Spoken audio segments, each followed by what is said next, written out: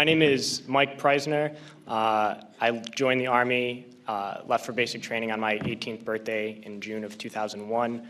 I was assigned to the 10th Mountain Division, and in March of 2003, I was attached to the 173rd Airborne Brigade and deployed to northern Iraq.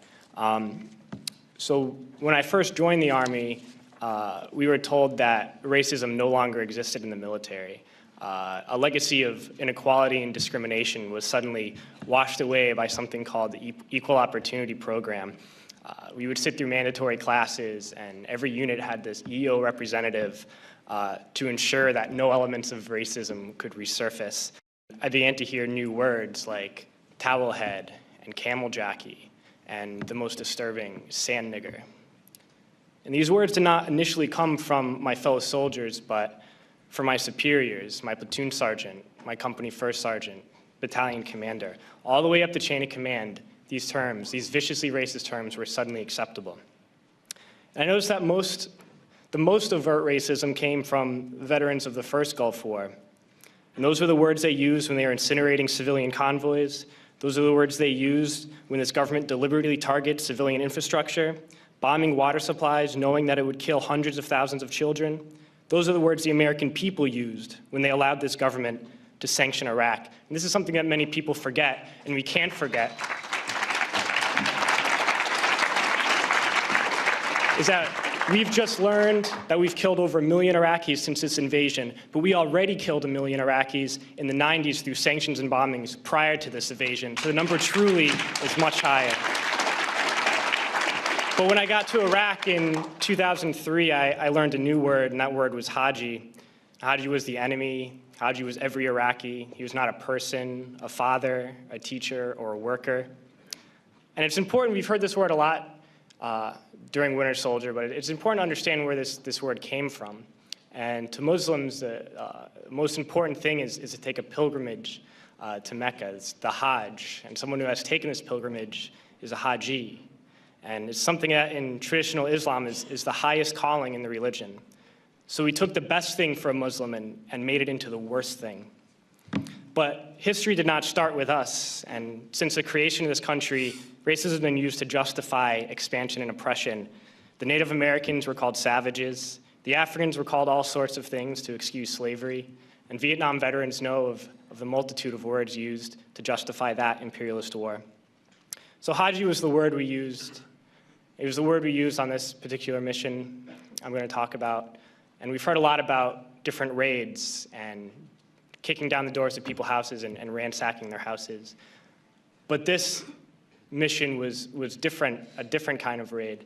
I never got any explanation for these orders. We were only told that this group of houses, 5 or 6 houses, were now property of the US military, and we had to go in and make those families leave those houses. So we went to these houses and informed the families that those homes were no longer their homes. We provided them no alternative, nowhere to go, no compensation. And they were very confused and very scared and did not know what to do and would not leave. So we had to remove them from those houses. One family in particular, a woman with 2 small girls, a very elderly man and 2 middle-aged men. We dragged them from their houses and threw them onto the street. And arrested the men because they refused to leave, arrested the old man, and sent them off to prison. And at that time, I didn't know what happened to people when we tied their hands behind their back and put a sandbag on their head. But unfortunately, a few months later, I had to find out. We were short interrogators, so I was assigned to work as an interrogator. And I oversaw and participated in hundreds of interrogations. One in particular I'm going to share with you. It was a moment for me that really showed me the nature of this occupation. This particular detainee, when I was sent to interrogate him, he was stripped down to his underwear, hands behind his back, and a sandbag on his head. I never actually saw this man's face. My job was to take this metal folding chair and just smash it against the wall next to his head. He was faced against the wall with his nose touching the wall, while a fellow soldier just screamed the same question over and over again. No matter what his answer, my job was to slam the chair against his wall. We did this until basically we got tired, and I was told to make sure he stood against the wall for however long, and I was guarding this prisoner, and my job was to make sure he kept standing up, but something was wrong with his leg. He was injured, and he kept falling to the ground. And the sergeant in charge would come and tell me to get him up off his feet. So I'd have to pick him up and put him against the wall. And he kept going down. I just have to keep pulling him up and putting him against the wall. And my sergeant came along, and he was upset with me for not, continue to stand. He picked him up and slammed him against the wall several times.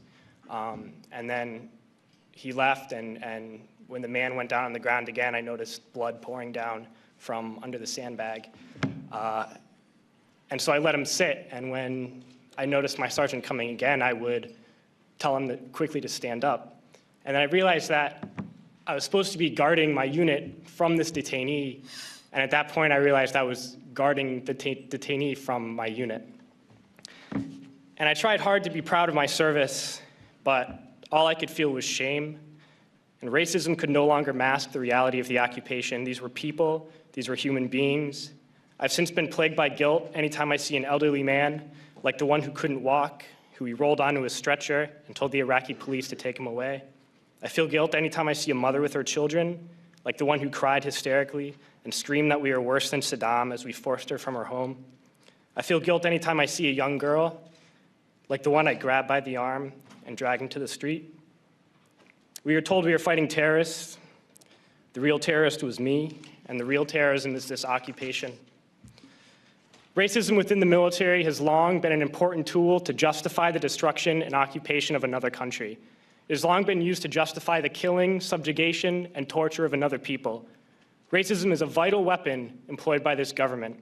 It is a more important weapon than a rifle, a tank, a bomber, or a battleship.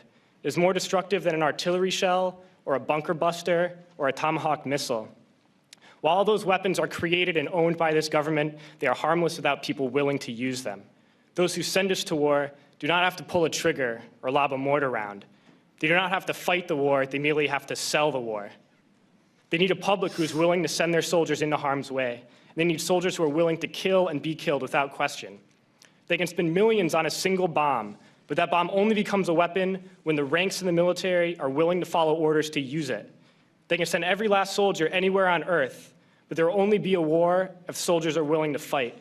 And the ruling class, the billionaires who profit from human suffering, who care only about expanding their wealth, controlling the world economy, understand that their power lies only in their ability to convince us that war, oppression, and exploitation is in our interest.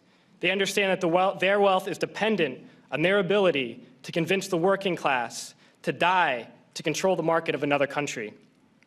And convincing us to kill and die is based on their ability to make us think that we are somehow superior. Soldiers, sailors, Marines, airmen have nothing to gain from this occupation. The vast majority of people living in the US have nothing to gain from this occupation. In fact, not only do we have nothing to gain, but we suffer more because of it. We lose limbs, endure trauma, and give our lives. Our families have to watch flag-draped coffins lowered into the earth.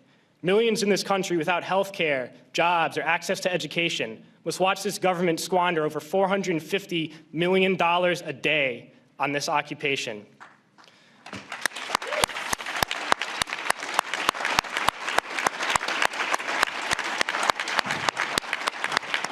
Poor and working people in this country are sent to kill poor and working people in another country to make the rich richer. And without racism, soldiers would realize that they have more in common with the Iraqi people than they do with the billionaires who send us to war.